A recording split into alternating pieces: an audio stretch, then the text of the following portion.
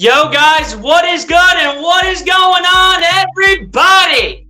Your boy BLSG back at it once again with another live stream, but tonight we're not doing the Eagles, we're not doing the Sixers, we're not even doing the Phillies. As you can tell by the hat, the background, and the backdrop behind me, we got an Ohio State Buckeyes stream. And you guys can probably tell what we are doing on this stream based on the bottom of the background. We are doing the schedule prediction for Ohio State for this upcoming year. We're doing it in a certain format, though, ladies and gentlemen, which I will explain in a little bit. But obviously, like I said before, we are doing these schedule predictions for Ohio State. 3 different versions are coming your guys' way. And this is a stream that I wanted to plan out. I never had the time to get to do this last year. So this will be the first year that I go ahead and predict Ohio State's record on my channel. Thought about it either being a video or a live stream, but then decided, why not? Let's make it a live stream. Let's have all the people come on here, give their thoughts on Ohio State or any other college team that they want to talk about. And towards the end of the stream, we will do a live call-in on either Ohio State or any other team that you guys want to talk about. So if you guys want to eventually call in, I will have the link down below towards the end of the stream.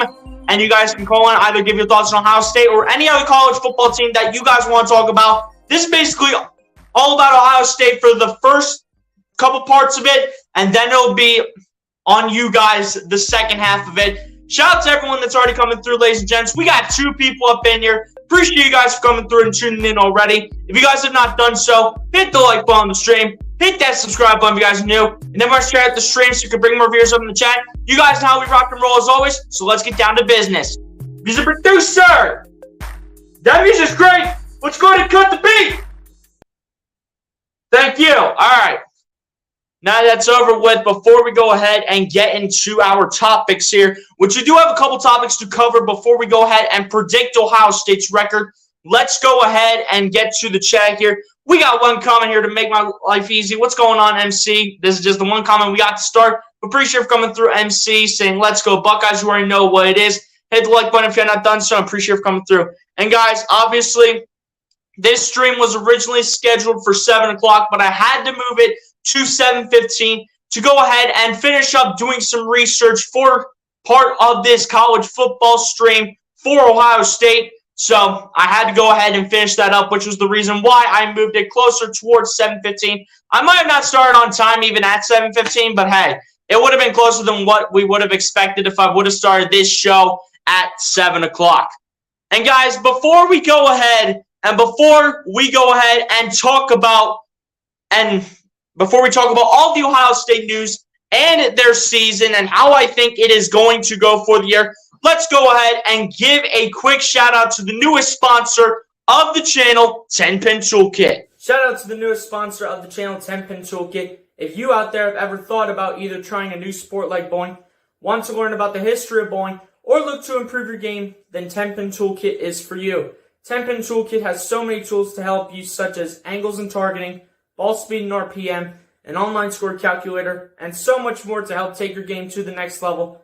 Ever since I started using 10-Pin Toolkit, it has taken my bowling game to new heights and has helped me tremendously in becoming a much improved bowler than what I was when I was just getting started to becoming the bowler that I am today. It is currently rated as tied for the #1 best bowling app in the world as of today.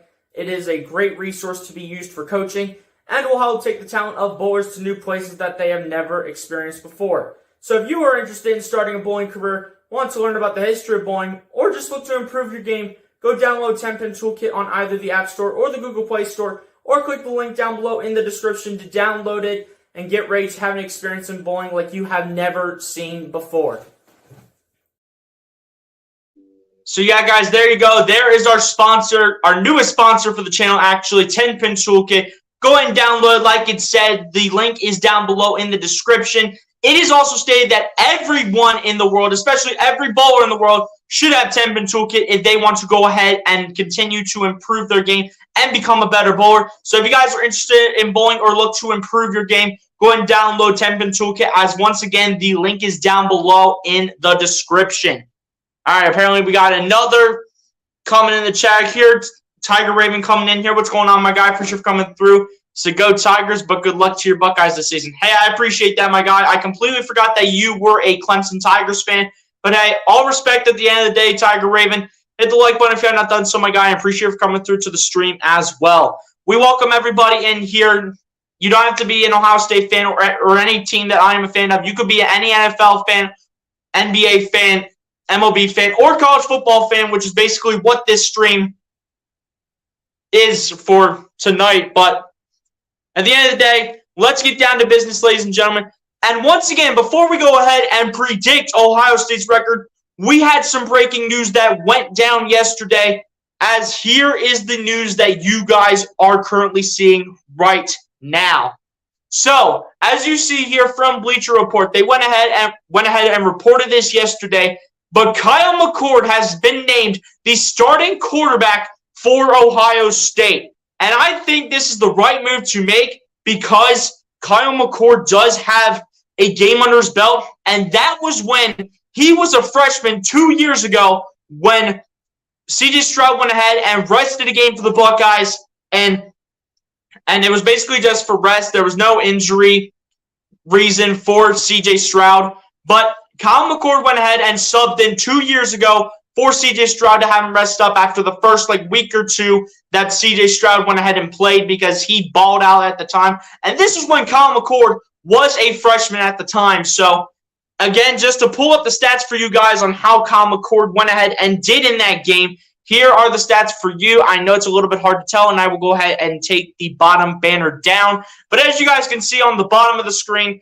you can see Kyle McCord's stats on the bottom. As Kyle McCord in that game against the Akron Zips went ahead and went 13 of 18 for 319 yards, 2 touchdowns, and an interception. So at the end of the day, it was a pretty solid performance by Kyle McCord. And at the end of the day, I know it's one game, and I know it was against the Akron Zips, and I know it's a smaller school, but you can only beat who you play. And Kyle McCord showed why he can be a dominant quarterback in college football for this upcoming season. Actually, let me keep this banner down because we also had a second piece of news that basically came to when after Kyle McCord was determined to be the starting quarterback for this Saturday against Indiana. And we're going to assume that Kyle McCord is going to be the starting quarterback for the entire season for the Buckeyes. But we did go ahead and get an update on the backup quarterback in Devin Brown. As we know, Kyle McCord has been named the starter for the opener at Indiana. But Ryan Day also stated that Devin Brown will also play in the game against Indiana on Saturday. So I think the reason why Ryan Day went ahead and stated this was because Ryan Day is probably just assuming that this is going to go ahead and be a blowout. And he is just assuming that. And with Kyle McCord potentially being the starting quarterback for the Buckeyes this season, that is what we are going to assume right now. But he went ahead and stated that we are going to see the redshirt freshman Devin Brown get some playing time. Maybe you see half and half. Maybe you see 3 from McCord, 1 from Devin Brown. It depends how much we are beating Indiana by quarter after quarter. Maybe we see a half from McCord. Maybe we see a half from Devin Brown, which I think is the more likely scenario. But at the end of the day, Ryan Day did go ahead and state that Devin Brown is going to play on Saturday against Indiana. So it looks like we are going to see the 2 quarterbacks that are leading the depth chart right now in Kyle McCord and Devin Brown both play in this first game against the Indiana Hoosiers. And at the end of the day, when it's all said and done, I'm not sure if there is still going to be a quarterback competition after this game. But by the looks of it, it looks like for this season, it is going to be Kyle McCord as the starter for Ohio State. As MC comes in with another comment saying, anyone watching, please hit the like button for this kid. He is great. Hey, I appreciate that, MC. I appreciate you and your support as well. And also appreciate Tiger Raven for coming through as well. So another thing I want to go ahead and look at, guys, is the depth chart for Ohio State for this upcoming year. I went ahead and just did the starters and the backups because there's a couple things that could question me for this upcoming season. And here we go as we take a good look at the offense here for the Buckeyes. And obviously, as we know, Kyle McCord is the starter. They do have Mino Williams as the RB1 and Travion Henderson as the RB2, but those two will probably flip-flop as every game goes on. And when it's all said and done, those two are going to be a two-headed monster for this Ohio State offense, as once again, they continue to go ahead and look to dominate for this upcoming season for Ohio State. Obviously, you have Marvin Harrison Jr. as the wide receiver one of the redshirt sophomore. You have Julian Fleming, who they actually listed as the wide receiver 2 for the team. And in the slot, they actually have Emeka Egbuka listed as the redshirt sophomore at the slot wide receiver. And backing them up, you have the true freshman Carnell Tate backing up Marvin Harrison. You have the redshirt sophomore Jaden Ballard backing up Julian Fleming, as Julian Fleming is more than likely to be gone next year. So it looks like either Carnell Tate or Jaden Ballard is going to go ahead and step into his place. And you also do have the graduate Xavier Johnson, who did play a little bit for Ohio State last year. Didn't get to see too much action, but when he came in for Ohio State, he definitely made the most of it. Now, this is pretty much my biggest concern about this Ohio State offense, is this offensive line. 3 of the Ohio State starting offensive linemen, they are new to this team. And as you see, you already have one being noticed right now in the redshirt junior Josh Fryer, who actually was the backup to, I do believe, if I'm not mistaken, that was Paris Johnson. But now he is getting a true test to showcase his talent as a redshirt junior, showcasing his talent as the starting left tackle for the Buckeyes.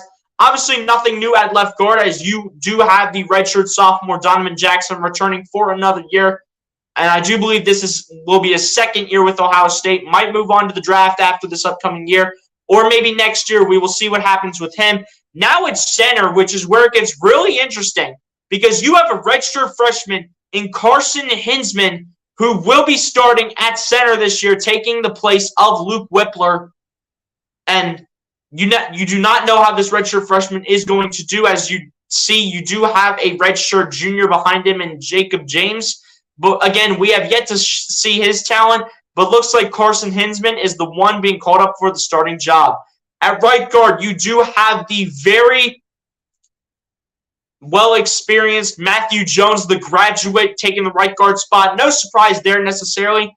And then at right tackle, another concern for the offensive line is going to be the redshirt freshman. I had to actually go and look this up on how to actually pronounce his name, but it's actually pronounced Tegra Chabola as the redshirt freshman, who will go ahead and get the start at the right tackle position. And backing him up will be the redshirt sophomore and transfer Josh Simmons. Backing up the right guard position will be Inag Vimahi. Obviously, I did mention Jacob James already. Backing up Donovan Jackson will be the redshirt junior / transfer Victor Cutler Jr. And backing up Josh Fryer at left tackle will be George Fitzpatrick. And like I said, backing up Marvin Harrison will be Carnell Tate. Backing up Julian Fleming will be Jaden Ballard. And backing up Emeka Egbuka will be Xavier Johnson. But again, all those backup receivers can go ahead and move around when it is necessary for when a player gets hurt, or if Ohio State is just beating a team by a ton of points. Now, when you look at the tight end room to round out this offense, you do have Cade Stover once again as your starting tight end. This is likely his last year. And then right behind him as the backup is the redshirt junior Joe Royer, who we really didn't see a lot of action from last year. We saw more of the third string tight end, which I do believe is G. Scott, more than we saw Joe Royer. But at the end of the day, Cade Stover is still going to be the starting tight end as we expected. And honestly, last offseason, I don't think he was even mentioned. I think they mentioned G. Scott or another tight end, probably Joe Royer as the starting tight end. But at the end of the day, when it's all said and done, it's a good thing that Cade Stover is once again going to be the tight end number 1 for the team. Because again, like we already knew, he already has the experience in being the starting tight end for this team. A different quarterback is going to be throwing him the ball, but I still think as long as Colin McCord has fixed up his mechanics and has upgraded them and raised them up a notch, I really do think Cade Stover can be an X factor for the offense and probably the whole team as a whole, now that you think about it at the end of the day when it's all said and done. And once again, we got more comments in the chat here from MC, who apparently said Ty, which she meant Tiger Raven. and saying good luck to you because Tiger Raven, like I said before, guys, is a Clemson Tigers fan. So, yeah, Tiger Raven, good luck to your Clemson Tigers this season. Best of luck to, I do believe it's Cade Klubnik as your starting quarterback for this year. So, best of luck to him in his first year as a Clemson Tiger. Bleacher, what's going on, my guy? I appreciate you for coming through. So, let's go deep into the roster. BLSG, you're the best knowing everyone on the team. Go the OSU. Hey, I appreciate that, Bleacher. I appreciate that, my guy, and appreciate your support as well. Hit the like button if you have not done so. I appreciate you for coming through as well. And Tiger Raven went ahead and said, MC, thanks, and you too, back in return. Yeah, Tiger Raven is actually a respectable Clemson fan.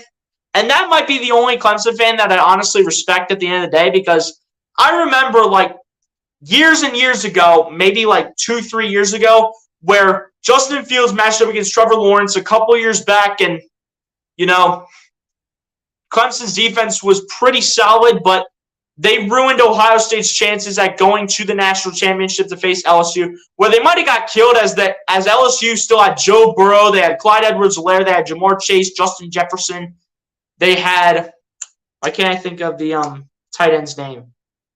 Why can't I think of his name? Thaddeus Moss, they still had him. They had Terrence Marshall. They just had a great team all around. And I really don't think Ohio State would have had a chance in that. But Clemson really ruined Ohio State's chances of going to the national championship that year.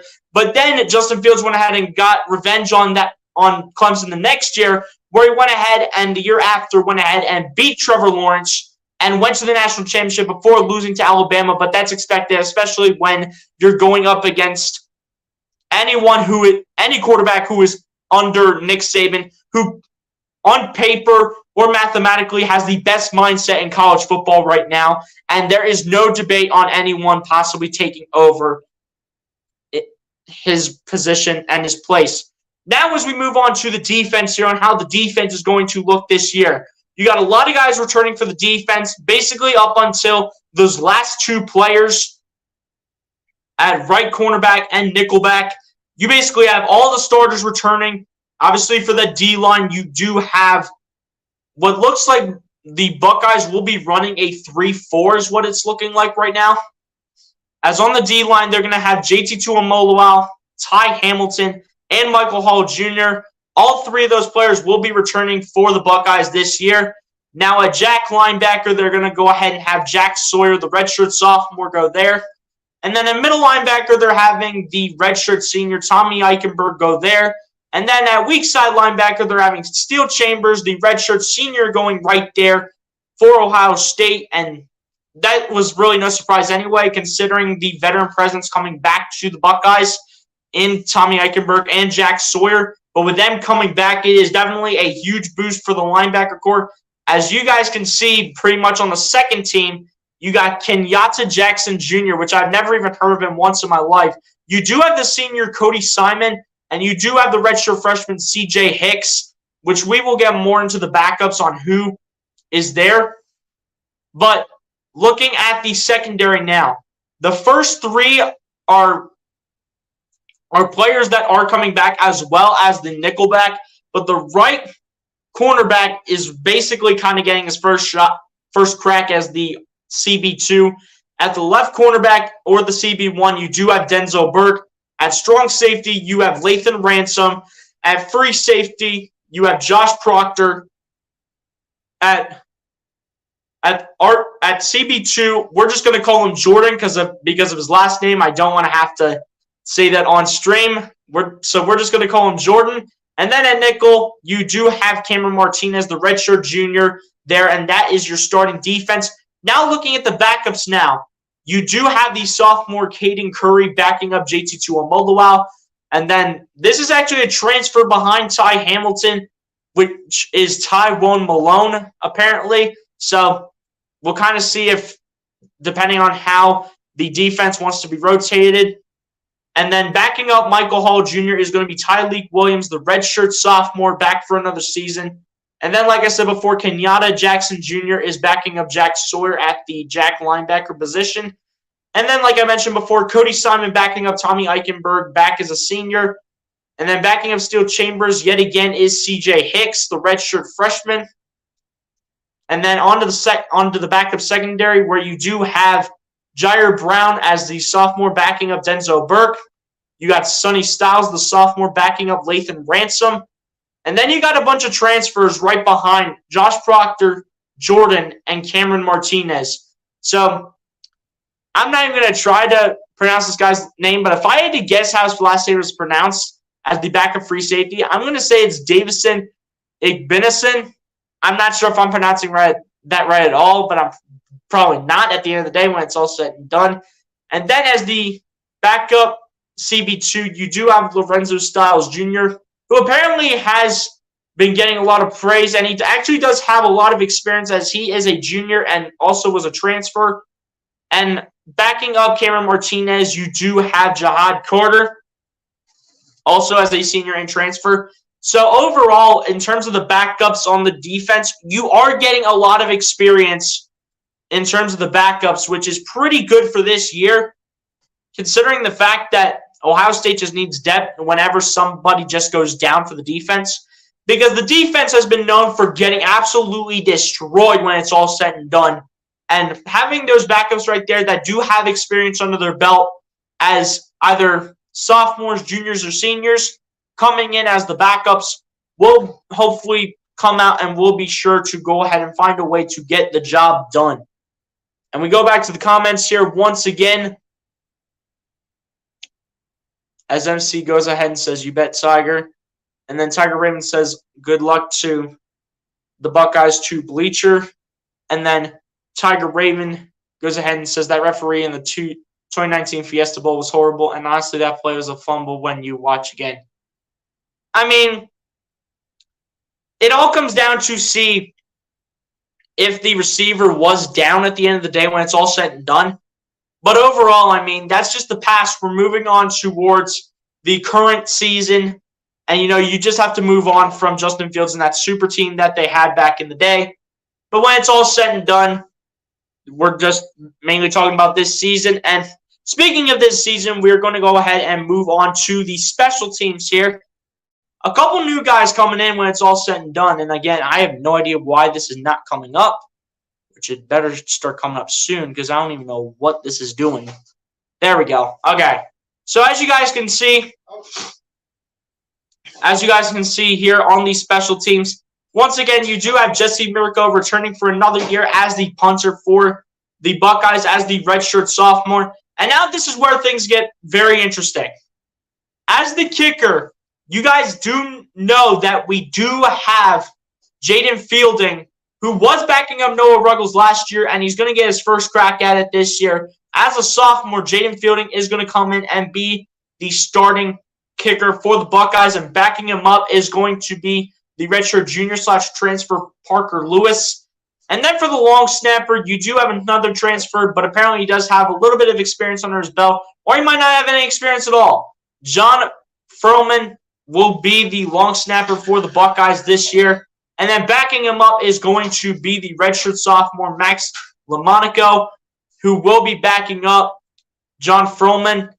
And then again, Jesse Miracle obviously going to be the holder for Jaden Fielding. And at punt returner is honestly not surprising whatsoever with Emeka Ibuka, the redshirt sophomore.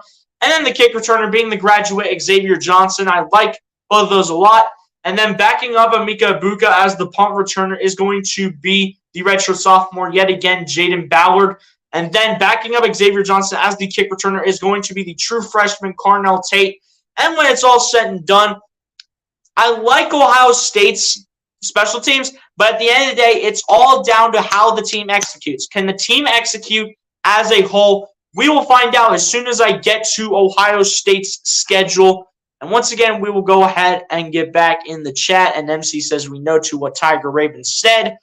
And now we will go ahead and get closer to Ohio State's schedule. If you guys did not see who Ohio State will be playing for this year, here is a look of the opponents for the Buckeyes for the regular season. Week 1, they go ahead and go to Indiana for their Week 1 matchup against the Hoosiers. Week 2, they're at home for their home opener against Youngstown State. Week 3, they are at home again against Western Kentucky. Week 4, they are on the road in Notre Dame up against Sam Hartman. And when it's all said and done, Notre Dame is going to look like a pretty solid team this year based on that game that I saw when they went up against, I do believe it was Navy last week, if I'm not mistaken. Someone can correct me in the chat if I have that wrong. But anyway, and then they go on the bye week, and then they go up against Maryland. Talia Tagovailoa again returning for another year. And overall, they just got better as a whole. And I'll continue to talk more about that as soon as I further on down the stream. And then after that, they do match up at Purdue. And then after that, they go up against Penn State in the Horseshoe. And then after that, they go ahead and go at Wisconsin to play the Badgers. Then they go on the road to play Rutgers. And then they come back home for 2 straight games against the Michigan State Spartans and the Minnesota Golden Gophers. And then they ended off going to the Big House, where they will go ahead and play the team up north in the Michigan Wolverines. And that is what the schedule is looking like for Ohio State this year. Yeah, it was Navy. That's what I thought. Thank you, Tiger Raven. I appreciate that. I knew it was Navy. And obviously we knew that Sam Hartman was just going to do his thing, you know. But now, ladies and gents, we are on to what I want to call is like the key players returning and the key players that the team has lost. And we are going week by week, and these are the best players that each of the teams have returning and each of them have losing. So here we go. I had to make this into 2 parts, so don't be surprised if you guys cannot tell, as I actually had this a little bit smaller than what I thought, but at the end of the day, it is what it is. I'm trying to go ahead and zoom in right here, but I apparently can't. So key players lost and returning for each team. For Indiana is going to be the left tackle. In terms of who Indiana has lost, they lost the left tackle Luke Haggard. And in terms of who they have returning, they have I do believe that's Zach Carpenter. And hold up. We got Zach Carpenter, who they lost. They got their left guard, who they lost, and same thing with their right tackle. In terms of who the best players they have had losing, or rather who the best players that they have returning, the left tackle is the one that they lost due to the draft for Indiana. So overall, I'm not really too worried about Indiana anyway. I mean, overall, they're not really the best team when it's all said and done. But at the end of the day, it is what it is. And week 2, the Buckeyes, yet again, like I said before, are going up against Youngstown State. They really did not lose anybody because nobody really went off onto the draft unless if they were undrafted free agents. But returning for Youngstown State is going to be the quarterback, Mitch Davidson, running back, hold up. Dre Rushman, I do believe that is, and then wide receiver Bryce Oliver is who who Youngstown State has ended up losing for the season. Well, losing due to the draft. And then week 3 against Western Kentucky, they mainly only lost one guy, and that would be Gunnar Britton, I do believe that is. And then returning for Youngstown State is going to be offensive tackle. Is going to be their offensive tackle. Hold up. So they are returning their offensive tackle, and they added a wide receiver from Cincinnati. So that's who they went ahead and have returning right there. And then week 4 against Notre Dame, they really did not lose too much. And then returning, they have offensive tackle Joe Alt, running back Audric Estime, who we did see in that Navy game, and he actually had a pretty nice first game against Navy right there. And then they also went ahead and added Wake Forest quarterback Sam Hartman. So Sam Hartman is looking to basically change that offense, and obviously Joe Alt is one of the best offensive tackles in the country. And then you do have Audric Estime, like I said before, had a pretty nice game against Navy, but Navy's, again, one of those smaller schools that, Notre Dame's going to make it really hard for them. But at the end of the day, it is what it is. And obviously, Sam Hartman looked pretty solid. Didn't look the best, but didn't look the worst. But as his career goes on in playing these teams for himself this season, he is going to get better down the road, especially under a new coaching staff. Now, again, week 5, you got the bye. And then week 6, you have the Maryland Terrapins. They went ahead and lost. They went ahead and lost Messiah Nasili Kite to Auburn. And then returning, they do have their best defensive end in Donnell Brown. They do have their quarterback Talia Tagovailoa returning and running back Roman Hemby returning for week 6 against the Maryland Terrapins. And then for week 7 against Purdue, you guys pretty much know who the Purdue Boilermakers have lost for this season. But if you guys do not know, they went ahead and lost quarterback Aiden O'Connell and wide receiver Charlie Jones as the main factors for the team. And then returning for the Purdue Boilermakers is going to be safety Cam Allen, linebacker Kydron Jenkins, and they also added quarterback Hudson Card, who was a quarterback at Texas, and he is looking for a fresh start as he had to continue to sit behind Quinn Ewers. And at the end of the day, when it's all said and done, he just went ahead and decided to transfer. And now, week 8 against Penn State, you guys pretty much know who Penn State has lost. Obviously, they did go ahead and lose their best corner in Joey Porter Jr., and they also went ahead and lost their safety in Jair Brown. And then returning for the Penn State Nittany Lions is going to be their young quarterback, Andrew Auer, who is really getting a lot of praise right now. The closer we get into the season, they obviously do have Nick Singleton coming back for another year, and also their other running back, Katron Allen, which is looking to once again come together and form a two-headed monster, a two-headed powerhouse for that Penn State Nittany Lions offense. So at the end of the day, we'll just have to see what happens right there. And then week 9 against Wisconsin, they basically went ahead and lost nobody. But returning for the Wisconsin Badgers is going to be running back Braylon Allen. And they went ahead and added the SMU transfer in Tanner Mordecai at the quarterback position. So pretty good right there by Wisconsin. They're definitely going to be a team to look out for in the Big Ten. And just in college football overall, which we're eventually going to get to their schedule in just a moment.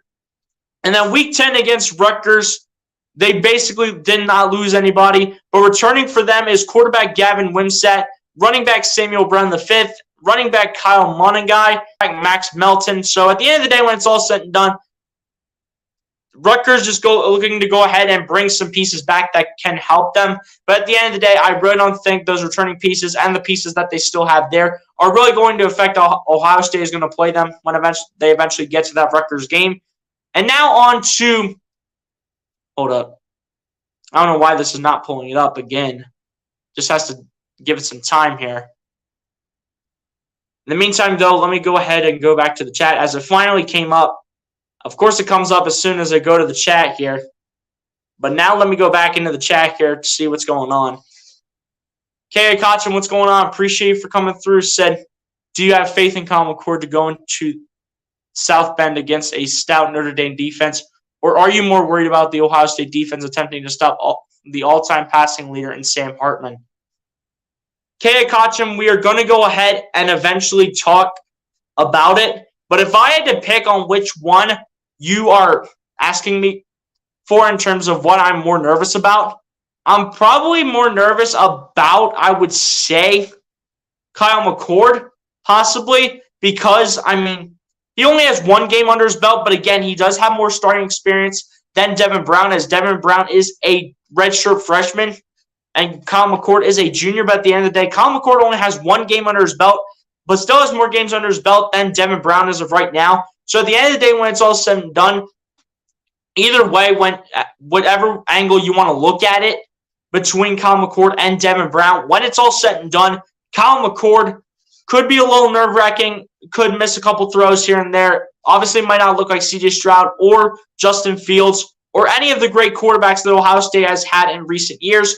But I do see where you go ahead and mention the Ohio State defense stopping Sam Hartman, because Sam Hartman, we know he looked pretty solid against Navy, but again, that was his first game with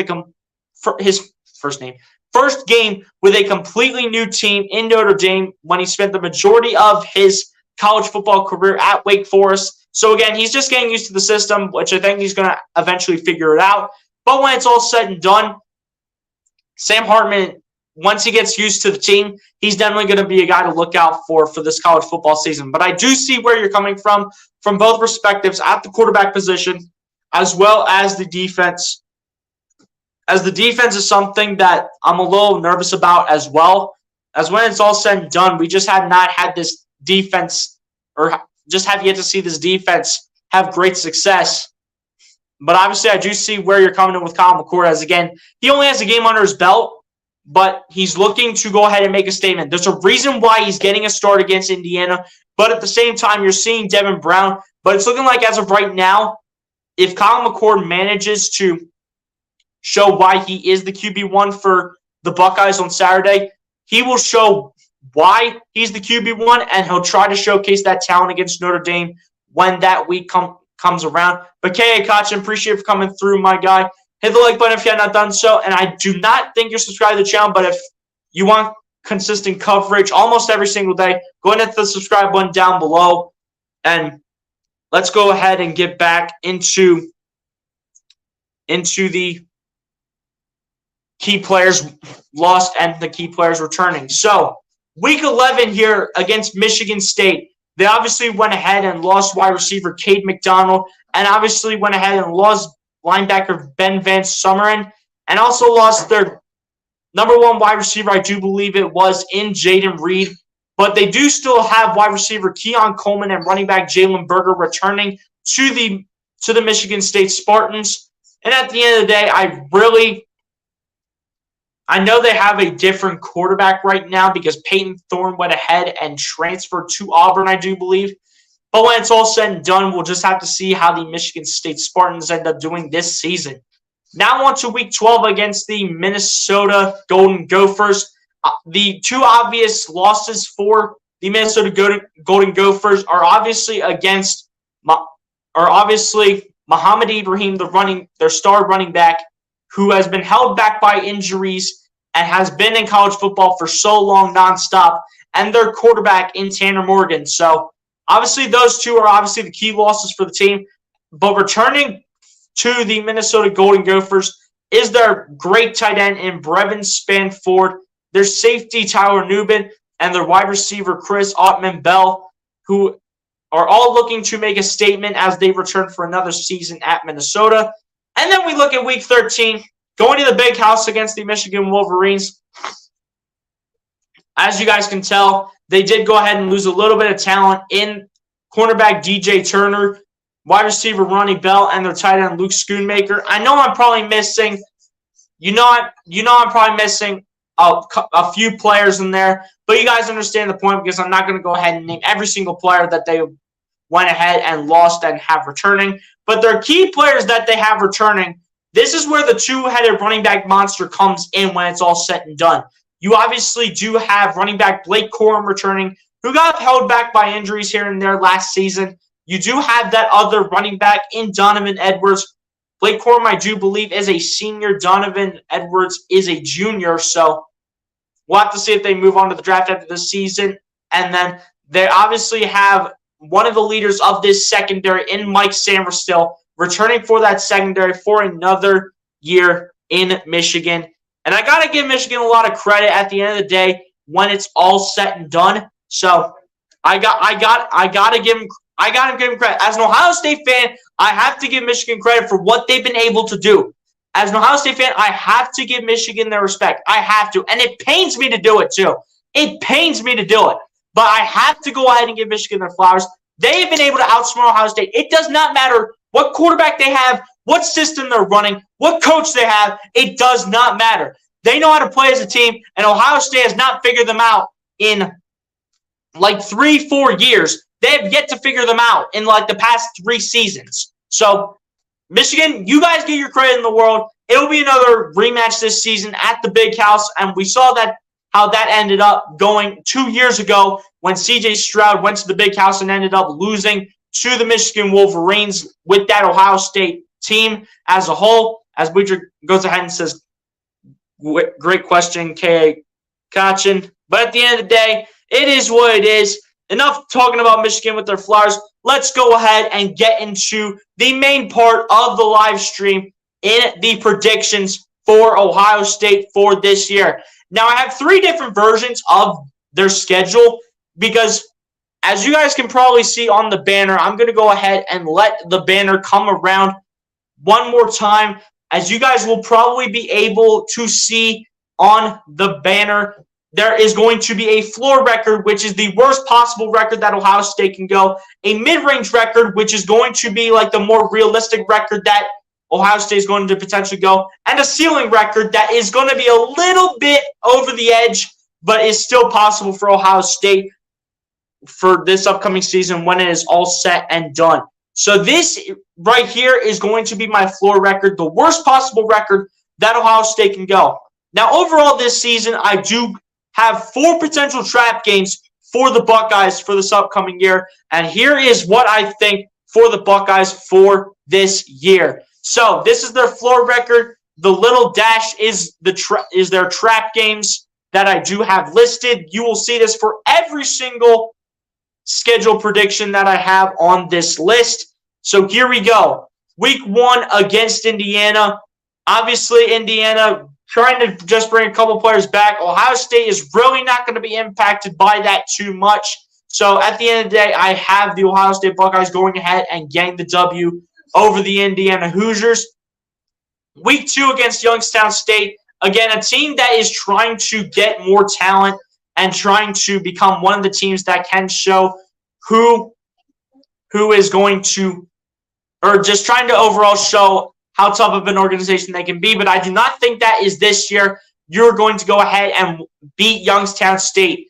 Now, week 3 against Western Kentucky, again, they do not have Bailey Zappi anymore. So at the end of the day, when it's all said and done, I know this is a team game, but Bailey Zappi was pretty solid at Western Kentucky when it's all said and done. So I will go ahead and have a win right there against Western Kentucky. Now, here's where we go in the start of the trap games.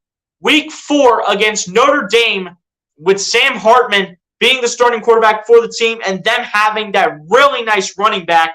They have that really nice running back as well, which I do have it right here. I know it's a little small, but it is what it is. They do have Audric Estime. Like I said before, they do have him on the team, and he actually looked pretty nice against Navy. He had over 100 yards of the team's overall offense, and I do think, obviously, you do have Joe Alt as the star for that offensive line. And you have Sam Hartman, Audric Estime. You got a pretty solid team all around. So this is going to be the start of trap game number 1. And this, assuming everything goes downhill in terms of the trap games for Ohio State, as the worst possible record, I am having Ohio State lose this game at Notre Dame. And it's at Notre Dame too. So that is a tough place to play. And at the end of the day, with the team that they have and the fact that they do have Sam Hartman, I am having the Ohio State Buckeyes go ahead and lose this game to the Notre Dame Fighting Irish in week 4. Now, again, Ohio State does get the bye week in week 5, but week 6, they go ahead and go up against the Maryland Terrapins. And let's be real, Maryland almost went ahead and beat Ohio State last year. The only reason why Maryland did not go ahead and beat Ohio State last year, it was not because of Talia Tagovailoa, it was because of the defense, but Talia Tagovailoa is back looking to make a statement, and they basically got better as a whole with all the pieces that they've added recently. So at the end of the day, if those pieces end up showing out, and if Talia Tagovailoa comes out and makes a statement for this Maryland Terrapins team, I'm going to have Ohio State go ahead and lose this game to the Maryland Terrapins as well. A lot of these games, ladies and gentlemen, are going to go ahead and shock you. So you can question me on how this is going to be possible, but I'm kind of explaining it as the schedule is being told to you guys. But this is just personally what I think is going to happen. Again, we have 3 different versions of this schedule, so I'll continue to give my reasonings as we continue to go on.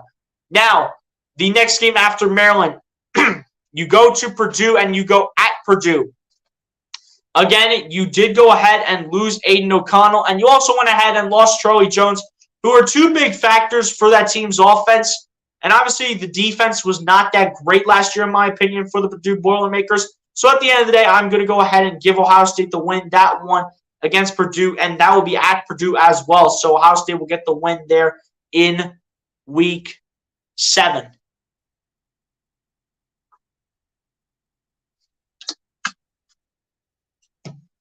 Now on to the next week. Week 8 is my third trap game of 4 against the Penn State Nittany Lions. Again, I really do like what I see and what I've heard from Drew Aller. And obviously, you have Nick Singleton returning, and you do have Katron Allen back there, which those two are looking to be a nice 1-2 punch for the Penn State Nittany Lions. And I know they lost a little bit on that defense, but that offense is going to be pretty hard to stop if everyone for that offense is on the same page, which is why, even though it's not in the whiteout at Happy Valley, I am still going to go ahead and give Ohio State the loss, because I really do think, in terms of the floor record, as this is a trap game, again, assuming Ohio State will go ahead and lose all these trap games that I have, as you see with the little dash marks, which means it is a trap game to me, assuming they would go ahead and assuming it would be worst case scenario, I am still going to go ahead and have Ohio State lose to Penn State in the Horseshoe in front of their home crowd. Now on to the next week after that, as they go ahead and play the Wisconsin Badgers in Madison. Again, they do have Tanner Mordecai. They have Braylon Allen back for another year. Tanner Mordecai, a transfer from SMU. I think it was SMU, if I'm not mistaken. I'm pretty sure it was SMU when it's all said and done. And, Tanner Mordecai is going to look pretty nice under Luke Fickell. If Luke Fickell knows how to work Tanner Mordecai, when it's all said and done, I think Tanner Mordecai can be a really dangerous player in the Big Ten. And I really do think that Braylon Allen has something to prove in another year with the Badgers. So that is going to be another loss in my book for the Ohio State Buckeyes, assuming they will go ahead and lose all the trap games. Now, they will go on the road. They will play Rutgers. Rutgers, again, another team that's trying to go ahead and bring all their talent back, continuing to just rebuild, look for more recruits. But at the end of the day, I do not think it's going to be enough against Ohio State. I'm going to have the Ohio State Buckeyes winning that game against Rutgers. And then after that Rutgers game, they will go ahead and move on to the next week at home against the Michigan State Spartans. Again, they did go ahead and lose Peyton Thorne. They do still have Jalen Berger there. They did also go ahead and lose Jaden Reed as another one of their great playmakers. But at the end of the day, when it's all said and done, I really do not think as good of a running back as Jalen Berger is, I do not see it being enough horsepower to beat Ohio State in the Horseshoe. So that is going to be another loss right there. Or actually, excuse me, that is going to be another win right there for Ohio State, winning 2 in a row, coming down to the last 4 games of the year. So now in the second and last week of the year against the Minnesota Golden Gophers, yet again, they went ahead and lost running back Muhammad Ibrahim. They went ahead and lost Tanner Morgan. And obviously, they do have their tight end coming back in Brevin Spanford. So at the end of the day, when it is all said and done, Minnesota is getting some players back. But I do think that because of the quarterback and running back play that will be lost and missed from Tanner Morgan and Muhammad Ibrahim, as Muhammad Ibrahim, in my opinion, is one of the most underrated running backs was coming in as one of the most underrated running backs in the draft when it was all said and done. I'm actually really surprised that they go ahead and go undrafted. But at the end of the day, when it's all said and done, overall, I do not think this is going to be enough to beat Ohio State, as that will be another win in the books for the Buckeyes. And now the big game that everyone's been waiting for, the game at Michigan. But again, guys, this is the floor record. We have 2 other different records to get to. As the last game of the season, you guys know what the last game of the season is. It's the big game, and it's being taken place at the Big House against the Michigan Wolverines. Again, the Michigan Wolverines, they got a ton of talent there. They do still have Blake Corum, Donovan Edwards, Cornelius Johnson, Roman Wilson, They do have a wide receiver, too, that is kind of getting a little new to the team. They do have my X Factor there as well in Colston Loveland. He is going to, as a bold take right now, and I hate saying this as an Ohio State fan, but Colston Loveland is going to be the X Factor for the Michigan Wolverines this upcoming year. That's right, I said it. He will be the X Factor. Because keep in mind, guys, hold up. Let me just take this down for 1 second. I want you guys to, I understand that, I have to be an Ohio State fan, but I got to be honest too, okay? When Luke Schoonmaker was at Ohio State, how much playing time did you see from Colston Loveland? You barely saw any playing time from Colston Loveland if you were paying attention to that Michigan Wolverines game last year against Ohio State. You barely went ahead and saw Colston Loveland. He did not get that much playing time against Ohio State as we were anticipating, but when it's all said and done, with him getting more playing time as the starting tight end, he is going to show why he is going to be the X Factor for this Michigan Wolverines team. And again, I'm being brutally honest, and I hate saying it, but I don't want to be the guy that's just going to be all biased and everything and doesn't give another team credit, because I want to be a guy that wants to give another team their respect when it's all said and done. Because that's the type of guy that, that's the type of guy that I am. I'm giving credit to the opposing team, whoever it is going to be. I don't care if it's Minnesota. I don't care if it's Michigan. I don't care if it's Wisconsin. I don't care if it's Notre Dame, Maryland, whoever it is. I don't care. I have to give them their flowers, especially if Ohio State ends up losing to the Michigan Wolverines. But if this is another one of those years where Ohio State is going to go ahead and lose to the Wolverines, Ryan Day could honestly be fired, but we don't know if it is the true reasoning for why Ohio State has lost to the Michigan Wolverines in the last 2 seasons, which it is the likely scenario that Ryan Day has been the reason. But also think of the defense, all right? The defense last year basically went ahead and gave up against Michigan, but mainly the offense could not keep up overall. CJ Stroud had 2 interceptions against the Wolverines last season, I do believe, as well as 2 touchdowns. Again, that's not enough at the end of the day when it's all said and done, especially against J.J. McCarthy, who went 12 of 24 in that game. Yes, I did go ahead and look it up. He only had a 50% completion percentage, and you still don't beat him. The only reason Michigan won that game was because of the running game that they had of Blake Corum and Donovan Edwards, and they're back for another year. So do you think that Blake Corum and Donovan Edwards are really going to have a downgrade type of year? I don't think so. As long as Jim Harbaugh is the coach of the Michigan Wolverines, there is no denying that Blake Corum and Donovan Edwards are going to have success with the Michigan Wolverines. There is no denying it whatsoever. You have to admit it right now. There is no denying it. And again, you are going to continue to see Blake Corum and Donovan Edwards have success with the Michigan Wolverines. Calling it right here, right now. And again, it is also assuming that Blake Corum is going to be healthy. That offensive line is going to be one of the best offensive lines in the country. That defense is still pretty stacked back there when it's all said and done. J.J. McCarthy is going to potentially get better as the time goes on. But at the end of the day, when it's all said and done, just be on the lookout for Michigan this year, as they are once again looking to go ahead and make a statement. So I'm going to go back into the chat here, see what's going on. K. Kotchin goes ahead and says, good trap schedule. I changed the Wisconsin game to a W. I think OSU can outscore them. I'd look at the Rutgers game. Don't sleep on the Scarlet Knights. K. Kotchin, I still have 2 more predictions, which is my mid-range record, which is more so my realistic type of record, and then my ceiling record, which is a little bit of a reach, but is still possible. So at the end of the day, I still have 2 more predictions left to go. I'm not done making a statement on Ohio State. I'm not done. I'm still going. Let's see your face. Bleacher, I have to explain everything in the most possible detail that I possibly can. So at the end of the day, I have to go ahead and explain it. I have to get all my words out there so that the people understand what I am talking about when it's all said and done.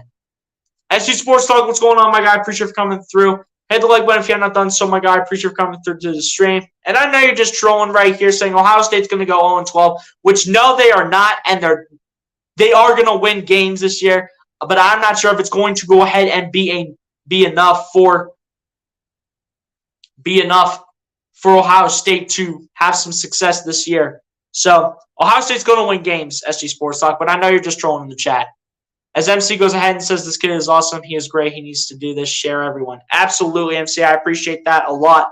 So my final record in terms of my floor record for Ohio State for this year is at a record of 7-5. Something that you guys might not expect. We still have 2 more predictions to go ahead and get into. So yet again, as my floor record, I do have it being 7-5 for Ohio State. Now, this is my mid-range record. This is one that I have more towards the expectations of for Ohio State. I'm not sure why it's not showing up again. Apparently, StreamYard is a little bit slow right now. And there you go. There is – wait, why is that ceiling record right there? Okay, there's my mid-range record. Apparently, these two must have got flip-flopped for some reason, which you saw a little glimpse of the ceiling record, but we will get into that a little bit later. But here is my mid-range record for the Buckeyes for this year.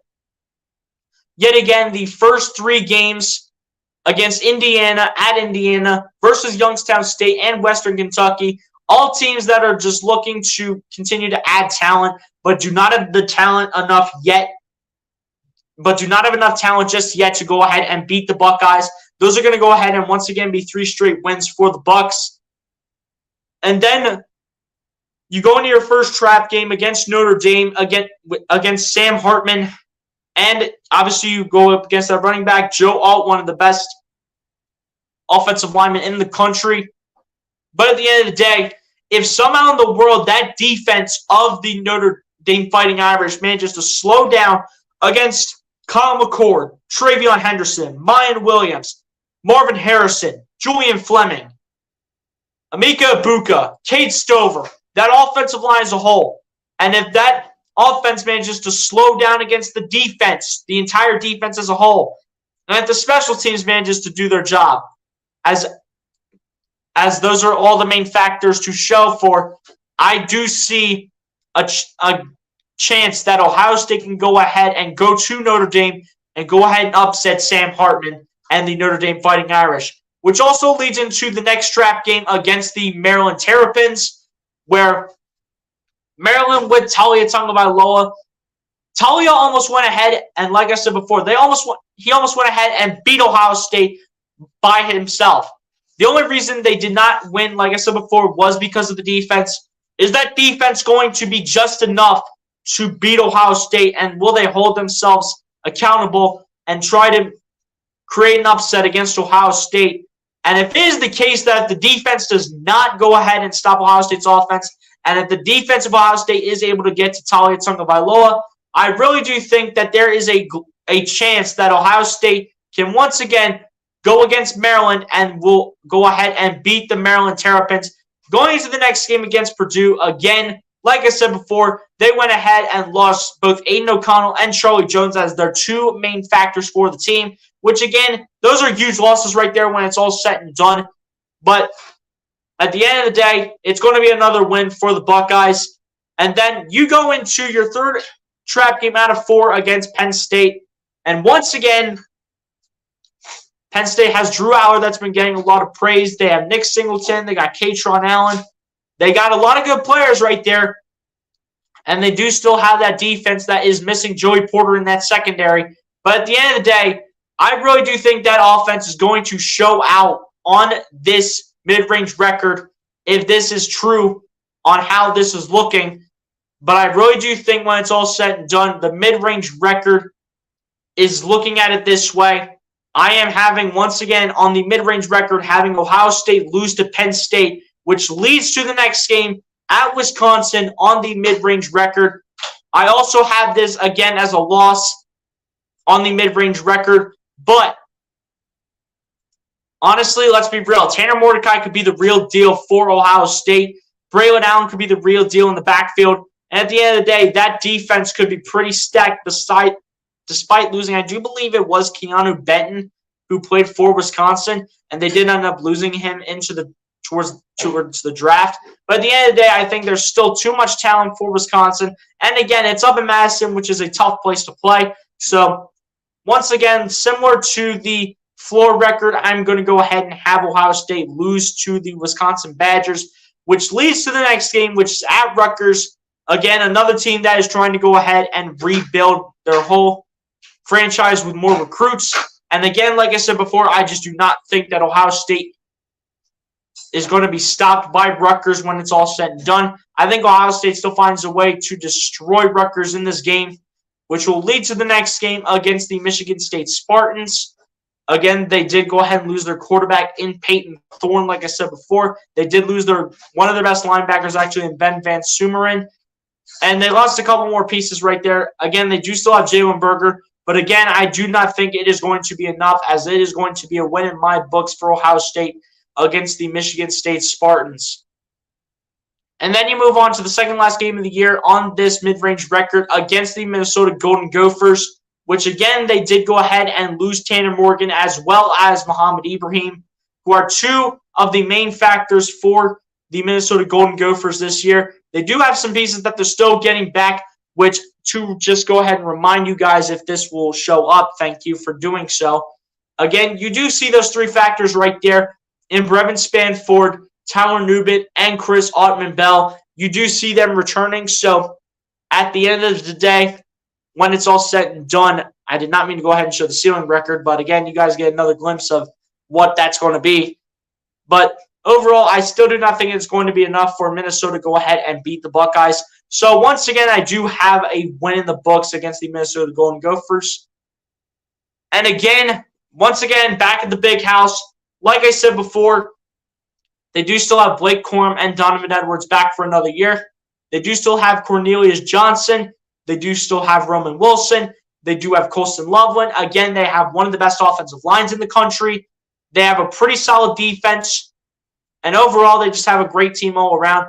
And even though you do have Jim Harbaugh on that 3-game suspension to begin the season, those first 3 games for the Michigan Wolverines are literally cakewalk teams that you don't even need Jim Harbaugh to go ahead and win those games. You don't even need your current head coach.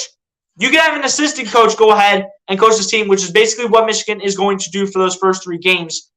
And you know what? They're going to still go ahead and get the win. Why? Because they have playmakers that can come out and play and are some of the best players in the country when it is all set and done. So, once again, going to go ahead and look through the chat here,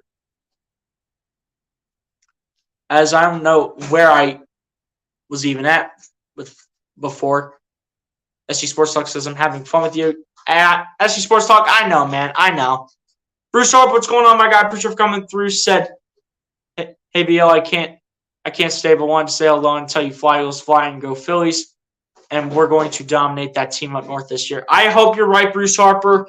I really don't have a lot of confidence with all the pieces that they're bringing back, but I'm glad somebody has confidence outside of me. So appreciate that, Bruce Harper. Hit the like button if you have not done so, my guy. Appreciate you for coming through to this stream.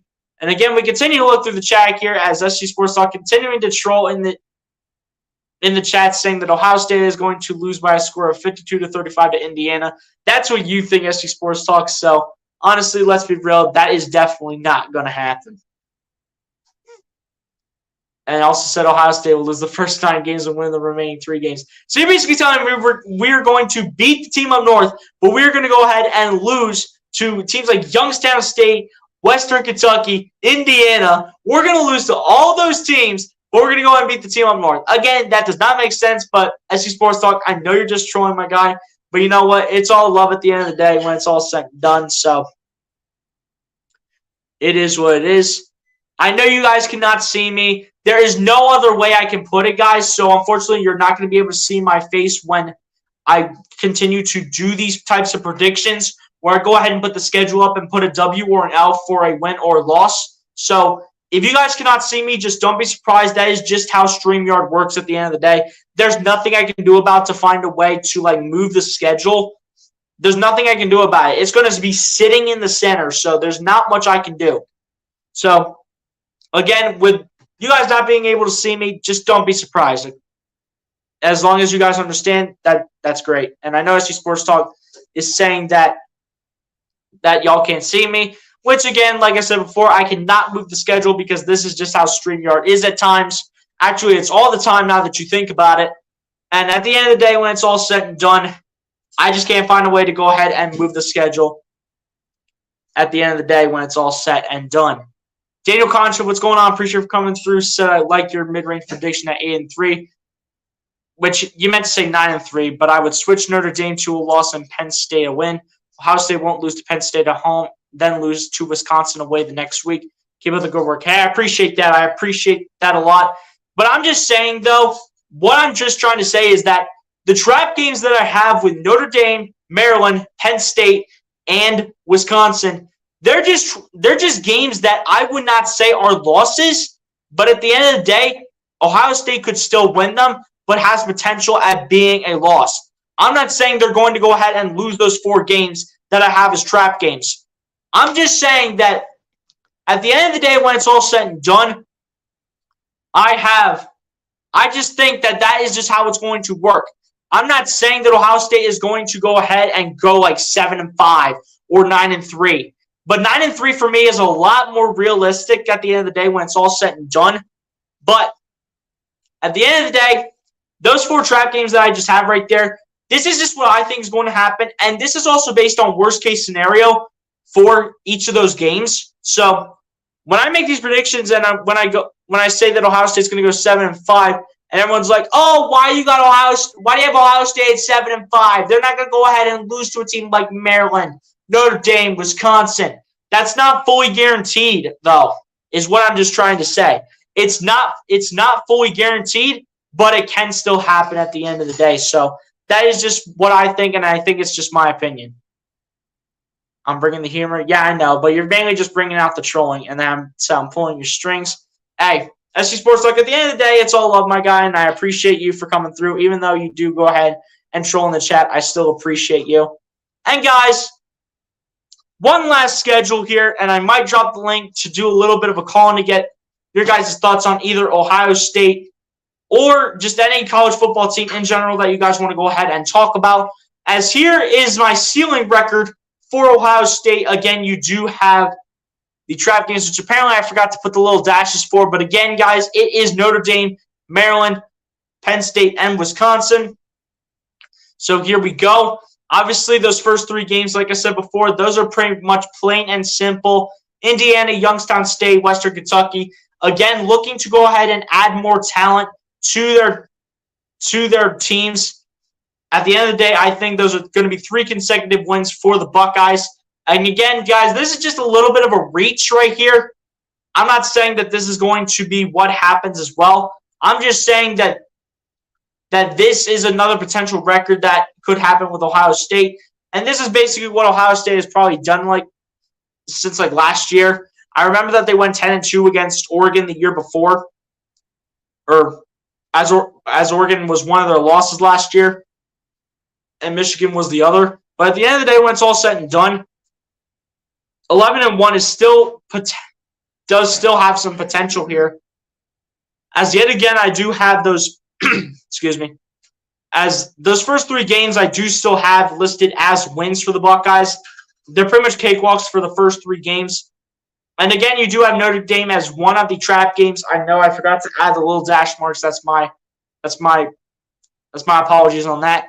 But at the end of the day, you do have Notre Dame at Notre Dame. I'm not saying it's going to happen, but there is potential that it can happen. But once again, I do see a win for Ohio State. If Ohio State's defense can go ahead and contain Sam Hartman as well as the rest of the receivers and that running back room, I really do think that Ohio State does have a chance at taking out Notre Dame, as well as Kyle McCord being able to execute on the offensive side of the ball against that Notre Dame defense. I really do think there is a chance that Ohio State can come out and make a statement against Notre Dame on Notre Dame's home field. And then, again, you go up against Maryland. Like I said before, twice already, but I'll say it once more. Talia Tagovailoa is back for another year with the Maryland Terrapins. And like I said before, he almost went ahead and beat Ohio State. The reason why Maryland did not beat Ohio State last year was because of the defense. Talia is back to make a statement. They have players there that can improve, but how much will they improve going into year 1 at Maryland for them, or if they're coming back for another year at Maryland for another shot at trying to go out and be the players that they are. But at the end of the day, based on the way that I look at it, Ohio State just has too much firepower on both ends of the ball in terms of the ceiling record. So at the end of the day, assuming it does happen, I do have a win here against the Maryland Terrapins. And once again, for Purdue, they did go ahead and lose Aiden O'Connell and Charlie Jones, which is where, once again, I have a win for the Ohio State Buckeyes over the Purdue Boilermakers. And even with it being at Purdue, I still have a win there. And then coming back to the horseshoe against Penn State. Penn State, again, another really good team. Again, Drew Aller getting all the praise, getting Nick Singleton back in the backfield as well as Katron Allen.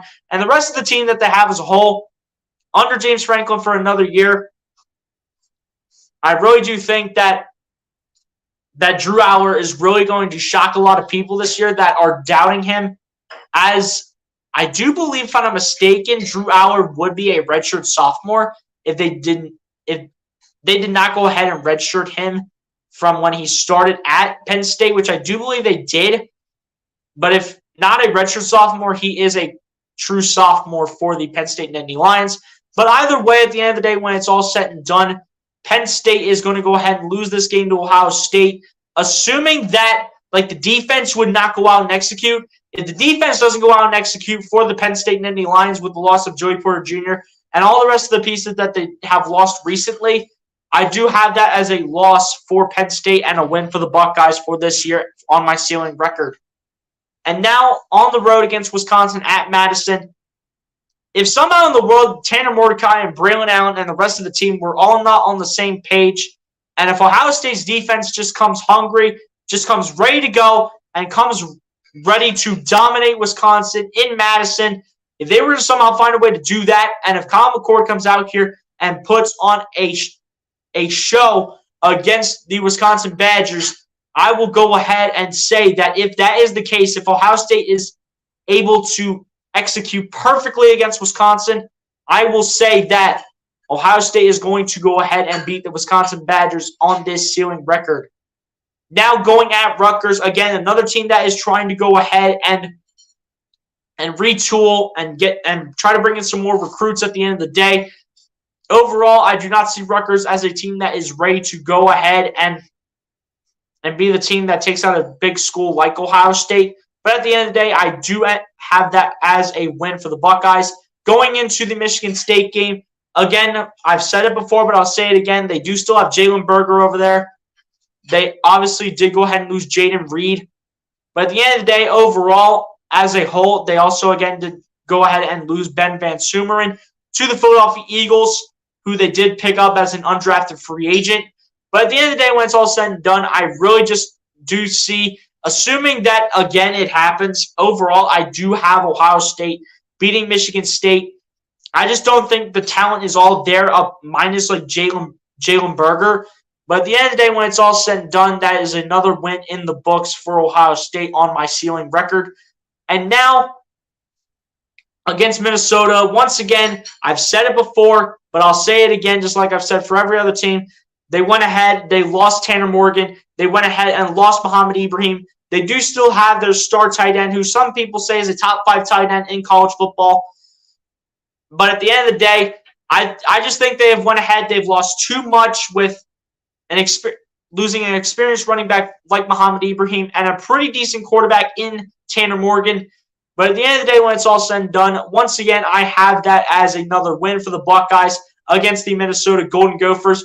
And so far, based on what you guys see on this stretch right now, you kind of see this as a little bit of an approach of how Ohio State was last year going into the game against Michigan in Ohio State. This was the same exact path. They were literally 11-0 going into the game against the team up north, and they ended up losing the game last year. And this is, once again, why I think this is going to happen this year. So, again, as you guys can see, 11 straight wins on the board from Indiana to Minnesota, all down towards that game against the Michigan Wolverines. Again, Michigan, with a lot of talent. Jim Harbaugh only being suspended the first 3 games, which are basically cakewalk games. And at the end of the day, with Jim Harbaugh coming back, and he will be the coach for Michigan against Ohio State. He will help coach the Michigan Wolverines. And at the end of the day, I really don't think that Ryan Day is honestly the best coach, but has definitely been a guy that has kind of been one of the biggest reasons why Ohio State has not been able to have much success against Michigan in the past 2 seasons. But at the end of the day, when it's all said and done, it will be really tough for Ohio State this year, especially because of Kyle McCord getting his first full season start when it's all said and done. That's what we're assuming is going to happen with him getting the start on Saturday against Indiana. We're assuming he's going to go ahead and start the whole season. And at the end of the day, I think it honestly comes down to Kyle McCord against that Michigan defense. And I really think that as Kyle McCord is a new quarterback into the system, having to back up C.J. Stroud for 2 straight seasons, getting his first full season at it, it'll be really tough for Kyle McCord to go out and beat the Michigan Wolverines. Also for the defense to go ahead and get past that Michigan offensive line, which is, again, one of the best offensive lines in the country. And again, I hate saying it, but it is something true about the Michigan Wolverines that you cannot deny. But at the end of the day, when it's all said and done, once again, for the 3rd consecutive season, on the ceiling record, I have Ohio State losing to Michigan. And not to mention, guys, let's not get away from the fact that this game against the Michigan Wolverines is in the Big House, where, again, it's very hard to play there. It's very hard to go ahead and get wins at Michigan.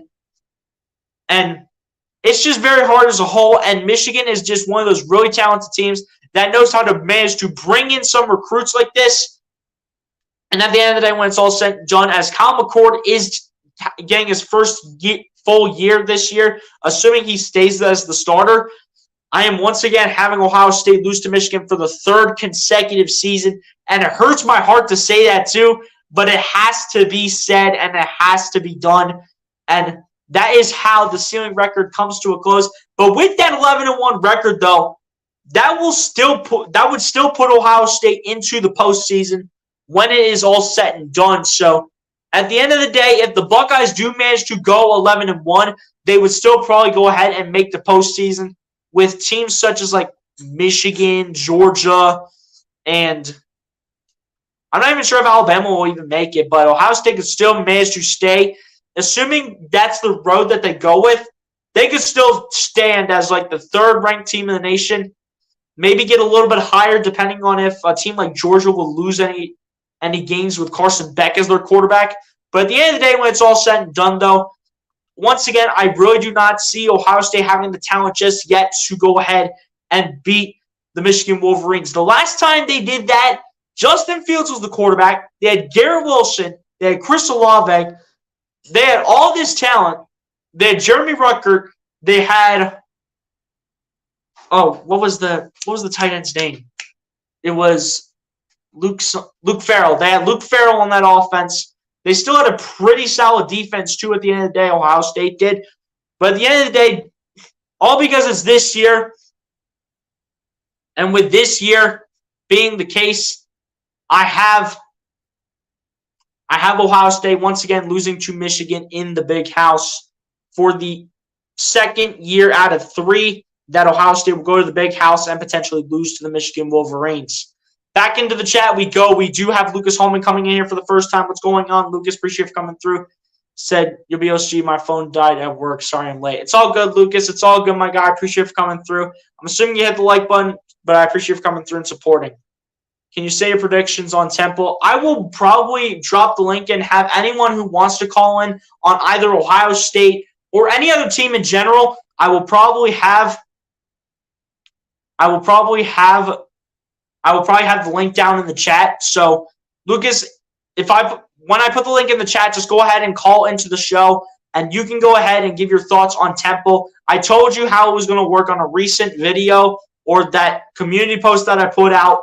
So like, I would just have you come in, go ahead and give your thoughts on Temple and Liberty, because you did say those were your 2 teams for this year, and then what your expectations are for this team. Was I lagging? I'm not sure if I was lagging or not, or if it was just the poor Wi-Fi at where you work. In my opinion, my second favorite team is Liberty University. Or let's read it right. Come on, BLSG.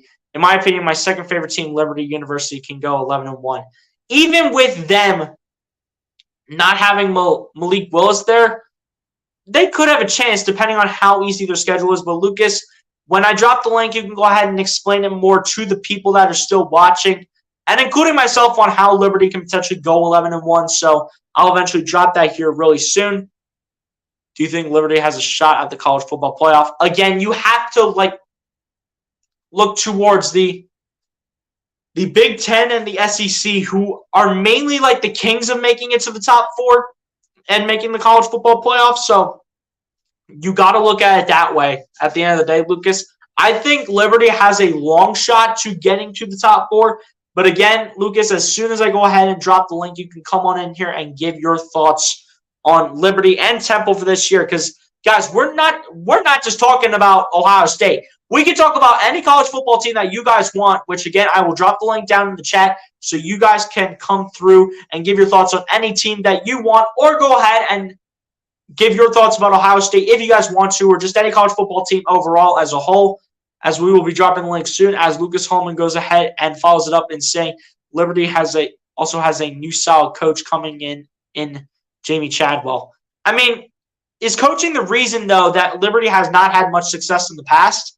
Or has it been some of the players? You're going to find that out this year, Lucas. And ladies and gentlemen, on that note, we're going to go ahead and drop the link here. So feel free to come in and give your thoughts on any college football team for this year. I really hope this link works.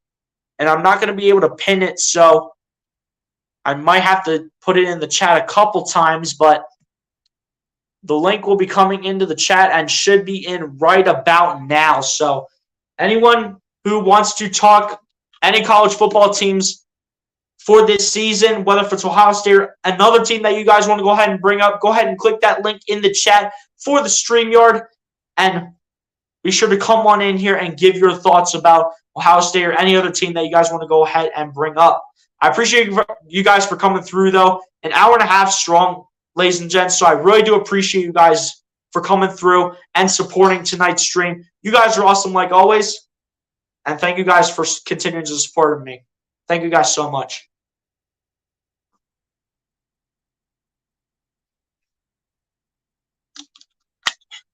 But yeah, guys, go ahead and be sure to go ahead and give your thoughts on. Be sure to go ahead and click the link into the chat and go ahead and give your thoughts on what you guys think about Ohio State or any college football team this season that you guys want to go ahead and talk about with myself. So if you guys have a team that you want to go ahead and talk about, go ahead and click that link in the chat to go ahead and call into the show and to go ahead and give your thoughts. We'll see what happens. As of right now, we do not have anybody in the back just yet. But we'll see if we get anybody. So, and also, guys, real quick, I'm not sure if all of you saw or heard about our newest sponsor. But if you guys have yet to hear about our newest sponsor, 10-Pin Toolkit, we will once again go ahead and hear a word from our newest sponsor, 10-Pin Toolkit. So here you go, guys, go right here, right now. Shout out to the newest sponsor of the channel, 10-Pin Toolkit. If you out there have ever thought about either trying a new sport like bowling, want to learn about the history of bowling, or look to improve your game, then 10-Pin Toolkit is for you. 10-Pin Toolkit has so many tools to help you, such as angles and targeting, ball speed and RPM, an online score calculator, and so much more to help take your game to the next level. Ever since I started using 10-Pin Toolkit, it has taken my bowling game to new heights and has helped me tremendously in becoming a much improved bowler than what I was when I was just getting started to becoming the bowler that I am today. It is currently rated as tied for the #1 best bowling app in the world as of today. It is a great resource to be used for coaching and will help take the talent of bowlers to new places that they have never experienced before. So if you are interested in starting a bowling career, want to learn about the history of bowling, or just look to improve your game, go download 10-Pin Toolkit on either the App Store or the Google Play Store, or click the link down below in the description to download it and get ready to have an experience in bowling like you have never seen before. So yeah, guys, once again, like I said in the beginning of the live stream, go ahead and download our newest sponsor of the channel, 10-Pin Toolkit. It is stated that every bowler in the world should have 10-Pin Toolkit if they want to either start their bowling career or become a better bowler. So if you guys are interested in starting a bowling career or look to improve your game, like it said right there, go ahead and download 10-Pin Toolkit as the link is down below in the description, or go to the App Store or the Google Play Store to go ahead and download the app. Again, it is tied for the #1 best bowling app in the world as of today, as it is tied for the #1 best review with, I do believe, like a 4.7 out of 5 stars. So again, be sure to go ahead and download it as the link is down below in the description, or go ahead and go to the App Store or the Google Play Store to download it and go ahead and get your bowling career started today. I'm not sure if we're going to go ahead and get anybody up in here. I'll maybe give it like 5 more minutes, and if nobody ends up showing up to the backstage, we're probably just going to end on that note. But again, I appreciate you guys for all your support on this channel as of up to this point. And at the end of the day, Ohio State season starts on Saturday, so we will see what type of impact Ohio State can make and what the expectations will be for them this season. Getting started week 1 against Indiana. And like I said before, guys, go ahead and give your thoughts on a college football team that you guys might want to talk about, or just Ohio State if you guys want to go ahead and bring that up as well. So be sure to go ahead and give your thoughts with the link in the chat. I hope it is working right now, honestly. And I really hope it's not like kicking anybody out and having them and have to allow them to come back in. So I really hope it's not doing that, honestly. So if you guys are able to, go ahead and click the link in the chat and go ahead and give your thoughts.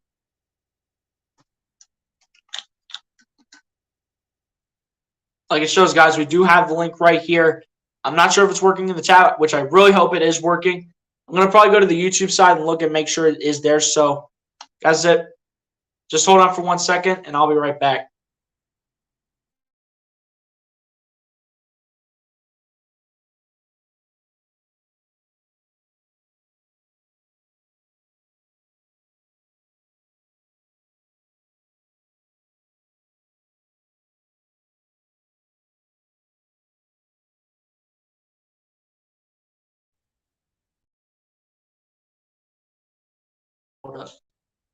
So it does look like we do have it working, as we do have the first person in the back right now.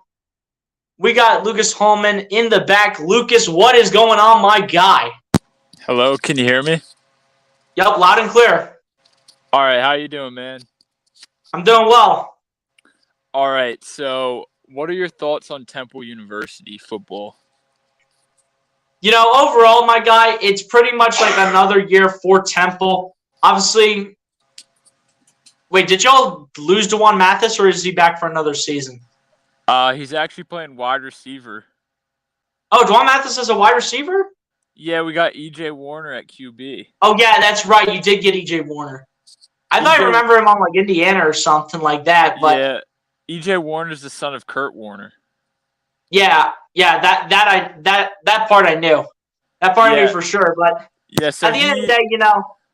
Wait, go ahead. He's coming off the AAC Rookie of the Year. So, you know, things are looking bright for our team. We also got Peter Clark, who will be great on the offense. We also got what's his name? Edward Sadie, who's a great running back. You know, we got depth here, but you know, it all comes down to, you know, if we can really put it all together. Yeah, it's all for any team at the end of the day, Lucas. It's all down to execution. So I understand where you're coming from at the end of the day, but that's for every single team in order for any of the teams in college football to have success. Yeah, but my record prediction for Temple is honestly 7-5, because you beat Navy, you beat Akron first game on Saturday, you beat Norfolk State, you beat Rutgers, which is a hot take there. You beat UTSA, you beat Memphis, and then you beat shoot, what team is it? Oh yeah, Rice. Okay. I mean, I can see where you're coming from. And So then the losses. I actually don't know our whole schedule right now, but I could see us just going 7-5 based on what I saw last year. And plus Stan Drayton, he was a new coach last year. The nerves are now off of him.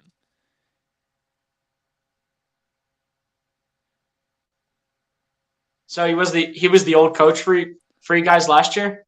No, he was like a first year head coach last year. Oh, first year head coach. Got it. Yeah, so I'm just thinking a 7-5 season, and my brother actually works for the team, so I'm actually going down to the game on Saturday. Hey, that's cool. Yeah, That's cool. Hopefully it's a great experience for you. yeah, we're playing Akron, so that should be an easy win. Hey, if Colin McCord as a true freshman could go ahead and beat Akron, I know it was with Ohio State, but still, if him as a true freshman could go ahead and beat Akron, I think you guys can go ahead and beat Akron. So there you go. Absolutely. So who is Ohio State's QB again? They said for Saturday they have it as Colin McCord, which as of right now, I am anticipating that Colin McCord is going to go ahead and be the starter. But Ryan Day also came out at a recent press conference and went ahead and said that Devin Brown is going to go ahead and get some playing time against Indiana. And I think the reason for that is mainly just because that Ohio State, Ryan Day is probably assuming that Ohio State is going to go ahead and blow out Indiana. So Devin Brown is probably going to go ahead and get some playing time as the QB2. But as of right now, for the QB1 against Indiana, they are giving it to Kyle McCord. Oh yeah, all right. So that makes sense. Yeah, I just think EJ Warner, he's going to be one of the top QBs in the country this year, no doubt. He just has that dog in him that nobody else has. I'm telling you, man. Keep an eye out for him. Hey, well, I'll need to see it on the field though. But if we're hearing all this praise from EJ Warner, we could see it happen. I mean, Kyle McCord could make an impact too, but nobody's talking about him. But it all has to come down to how he plays and how Ryan Day coaches. And also the third factor for Ohio State is coming down to this defense. Absolutely.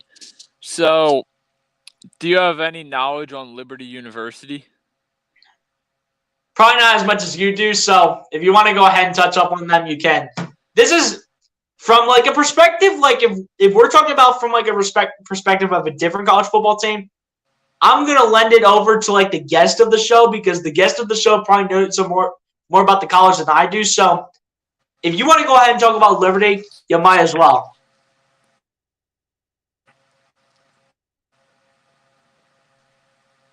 Lucas, you there? Hello, can you still hear me? Yeah. Can you hear me? Yeah. I think I cut out for a minute. All right, so yeah, it did cut out for like 5 seconds. We got a new coach coming in, Jamie Chadwell. I mean, he's coming from Coastal Carolina. So, they had a winning culture over there. So, I mean, I think he can bring that down to Lynchburg or up to Lynchburg, Virginia and, really make an impact. Hey, once again, if we're hearing all this hype from these players and all, it again has to come down to execution, but we'll have to see what the players do from Liberty. And what are your like expectations for like both teams this year? Do you think they managed to like make a bowl game, or how are you like expecting like their seasons to go? Well, I think that Liberty University is either going 10-2 or 11-1. I think they're due for a breakout season, and it's going to be their year. Like, I just think they're going to be one of the top teams in the country. I really do. Do you find them making a bowl game, or where do you see them at? I think they could realistically make a New Year's Six bowl. I mean, if it's possible, then it'd be something for that organization to go ahead and make that type of an impact. Make that type of an impact this upcoming year, especially for the fact that this could be one of their best years that we have not seen in a long time. Probably ever since like Malik Willis is there doing his thing at Liberty. Well, maybe EJ Warner's the next guy. It's their first year in Conference USA. So they never actually That's right. They've never actually been in a conference before. So it's going to be interesting to see how they play against the competition. They don't really have anybody in that conference. I mean, you got Western Kentucky. That's the pretty much only solid team there is in there. Hey, but we'll see. We'll see like what happens as a whole. As we got some more comments here in the chat from Ferd. What's going on, my guy? Appreciate you coming through. Said, sorry, mate. Let's go. Penn State, we are. I don't want to hear that Penn State talk. I don't want to hear it. I have Penn State going 11-1. And their only loss being 2? Michigan. Man. Hey. The mid-range record that I was saying earlier in the chat, it's kind of my realistic record. Like the one was like the worst record that Ohio State could possibly go in terms of like all the trap games that I mentioned, and assuming that's all worst case scenario, Ohio State would go 7-5, and that's included with Michigan. Now the 9-3 one where I had Ohio State losing to Penn State, Wisconsin, and Michigan, that's the one I'm kind of expecting. But the 11-1 prediction, as I had for my ceiling, that's a little bit of a reach, but that is still possible. Well, you want to hear my hottest take for week 1? Go ahead. I have East Carolina University beating Michigan. No way, dude. No way. Yep. If they do that, mark my words right now on stream. East Carolina over Michigan. I'm telling you, Lucas, if they do that, I know Jim Harbaugh is not going to be there. I understand that. But at the end of the day, they still got a good team all around. And if they do that to the team up north, I will be the happiest kid on the block if East Carolina beats Michigan. I still think that's unlikely that's going to happen because overall those first 3 games for me are cakewalks for the Wolverines. But at the end of the day, if East Carolina beats Michigan, I will be the happiest kid you will ever meet. Hey, East Carolina was a very solid football team last year. They went 8-4. You got to remember that.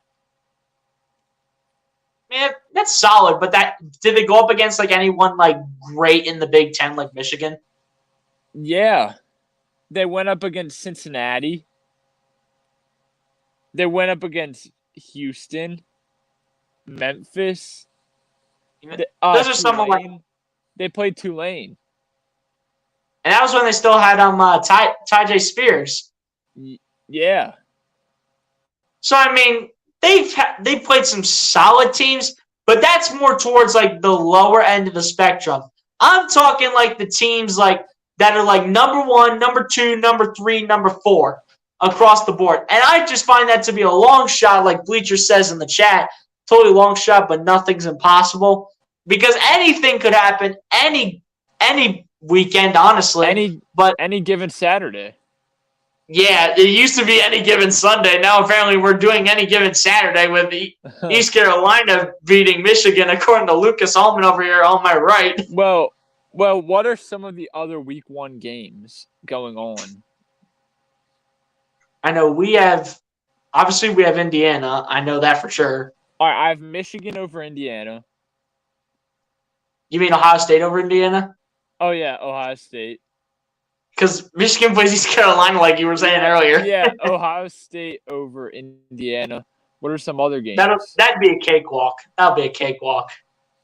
Yep. What are some other games? Do you have the schedule up? No, I do not, actually. All right. So, what are some other games going on week 1? I'm trying to think. Oh, tomorrow I think it is. Utah and Florida are matching up against each other. I think Florida is not going to be the same this year. I think they might go like 5-7. That I think is a hot take right there. Honestly, I think was Graham Birch really extremely happy at Wisconsin? Pretty sure. Was Graham Birch like the happiest guy at Wisconsin? Yeah. No, he was not. He was not happy with Wisconsin. He will be so much happier with Florida. And I got people across the board saying that Florida is going to be Utah. And then people are going to be like, Utah is going to be Ohio State. They're praising Cam Rising. And then you got people going back and forth saying they're going to praise Graham Birch. They're going to go on and praise Cam Rising, and it's going back and forth and back and forth. Yeah. Well, these are the teams I have in the college football playoffs this year. All right. Number one? I have not in no particular order. Okay. I have Notre Dame making it. Hot take. Damn. Oh, Ohio State. Yes, sir, that's my guy. That's my guy. And then the other two. Who you got for the other two? I have Clemson. That's a hot take right there. And then I know Dabo Sweeney's still there, and they have the like redshirt sophomore, I think, in Cade Klubnik, but that is a hot take right there. Yep. And then probably the hottest take of them all. Oh, here we go. This will probably be the hottest take you have ever heard. In the history of hot takes. Arkansas Razorbacks. Arkansas Razorbacks, baby. Hold up. You said the Arkansas Razorbacks? Yep. Oh, my goodness gracious. If that happens, though, I just don't know how in the world, I don't know how it's going to be over Michigan, Georgia, maybe Alabama. Well, I don't know how it's going to happen, but if they find a way to make it happen, I will be very impressed. I have Arkansas beating Alabama. Damn.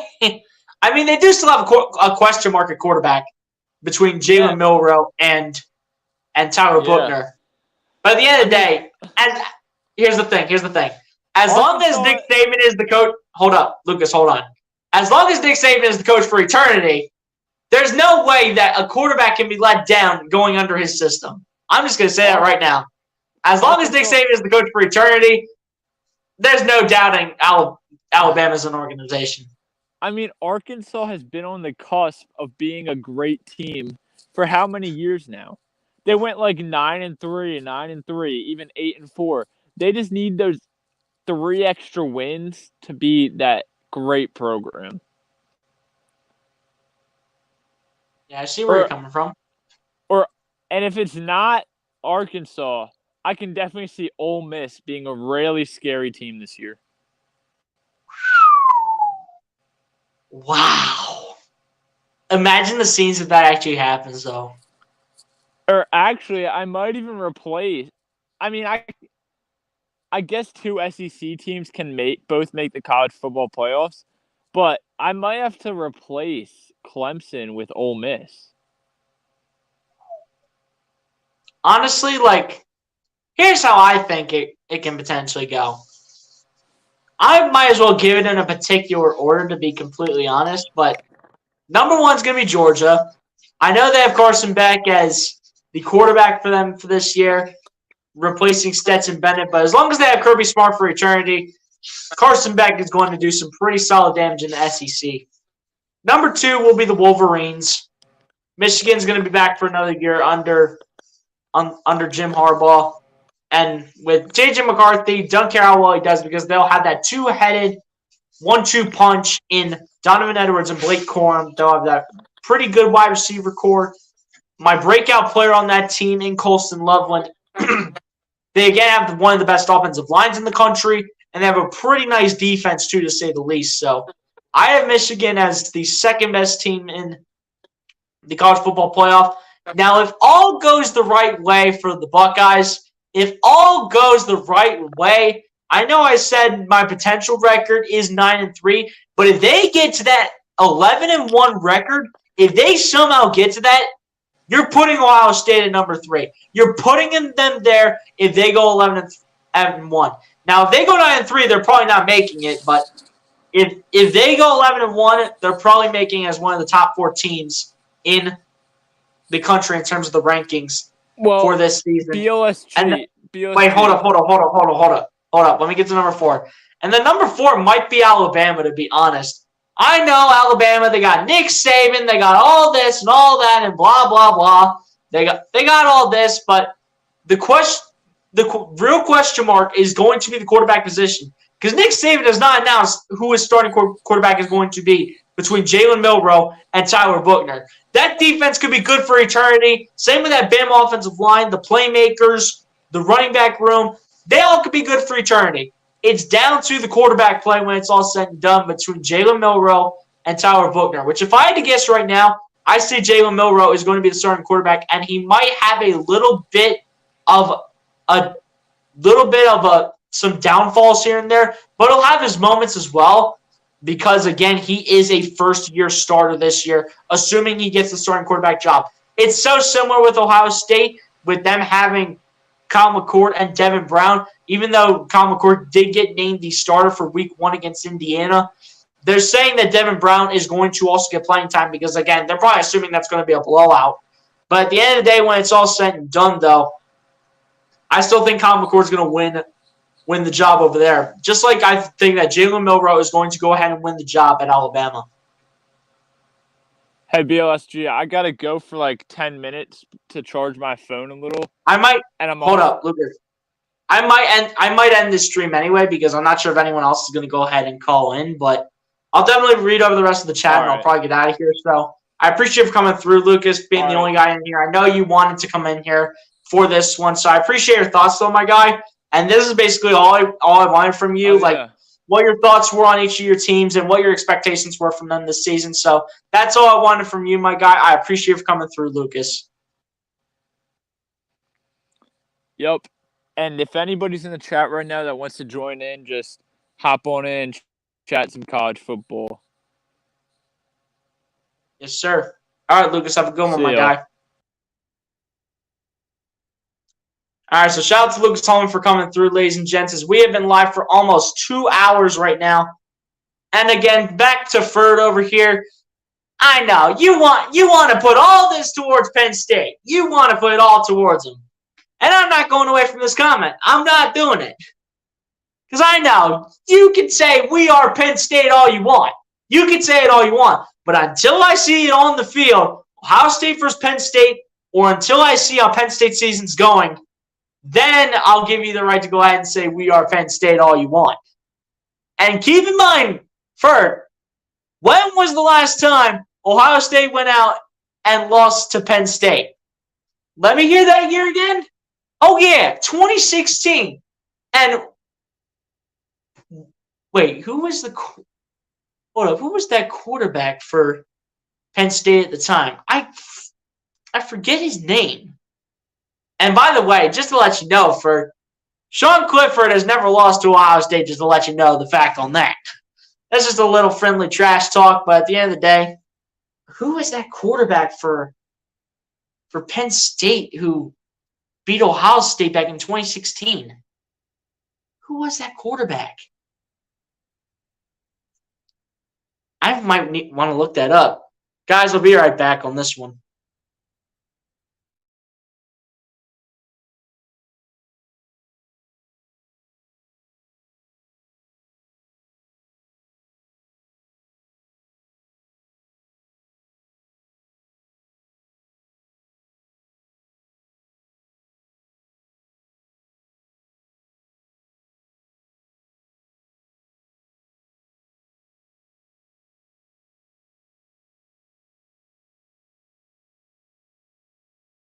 All right, guys, I'm back. And I feel really dumb about trying to think about this so much because it was Trace McSorley.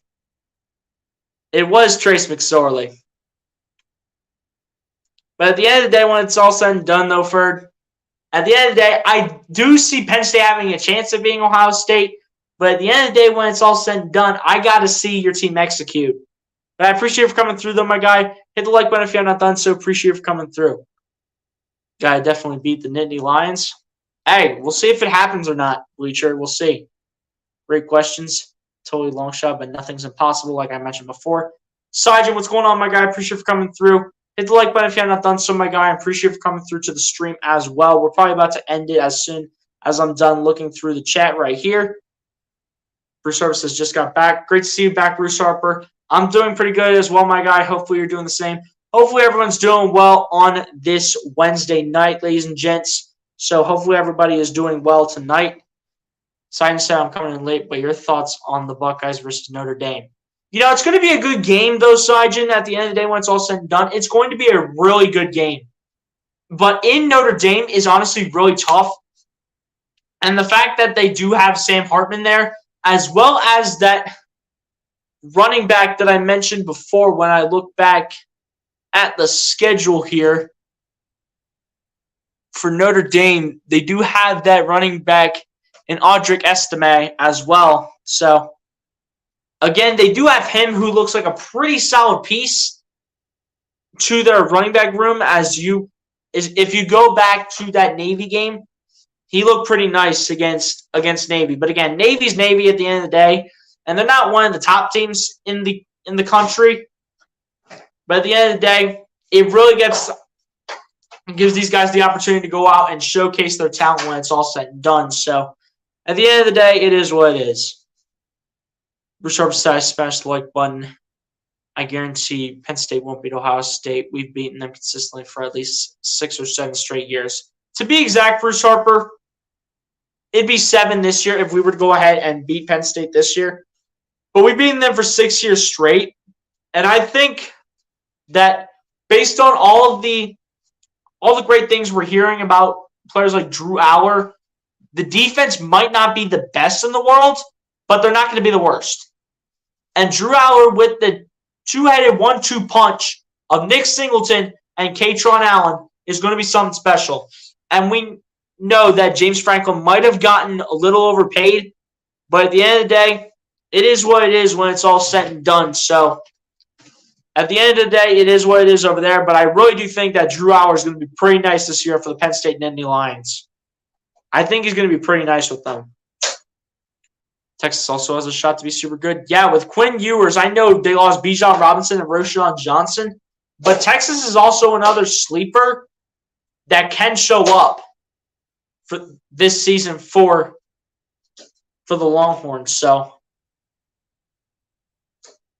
Texas is another team to look out for with Quinn Ewers this year. Are you going to broadcast any Phillies or Eagles games this season?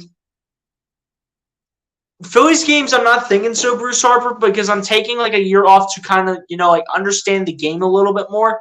Because I feel like even though it sounded like I was understanding the game a lot last year, I really did not think I understood the game too much in terms of what the baseball terms are and all that stuff. So I'm taking a year to really learn more about the game, and I think I'm going to go ahead and restart doing the Phillies again next year. So I appreciate you for asking the question, though, Bruce Harper. And to answer that next part, Bruce, obviously, I have school this season with the Eagles, and also at the end of the day, we also have other people that come over to watch the Eagles game with us. So I'm not thinking I'm streaming any Eagles games, but maybe you see 1 or 2 in there. But look out for some Ohio State games this year because I'm going to be streaming a few of those depending on how many I can stream with work being the case. So we'll see what happens there.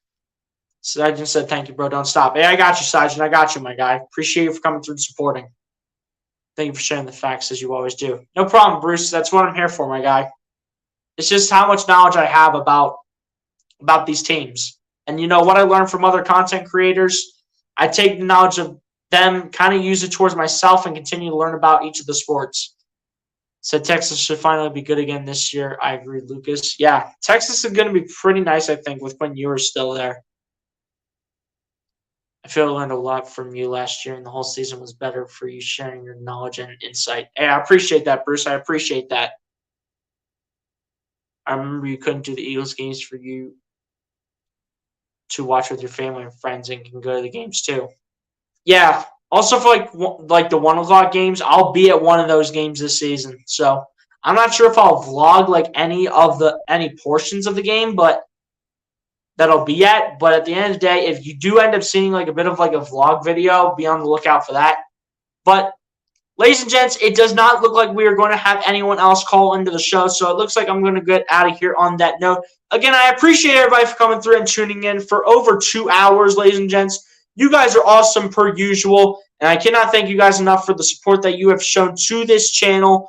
And I, again, cannot thank you guys enough. Thank you for coming through and tuning into this one. I will not be able to do the Ohio State game on Saturday against Indiana. I will be having work at that time, and I'll only get to see a little bit of a small portion of the game once I get home. But on that note, ladies and gents, again, I will not be able to do the game on Saturday. But on that note, ladies and gents, that's going to go ahead and do it for me. Be sure to like and subscribe if you guys have not done so. And I'll talk to you guys in the next one. Peace, everybody. Have a good night, y'all. God bless and peace.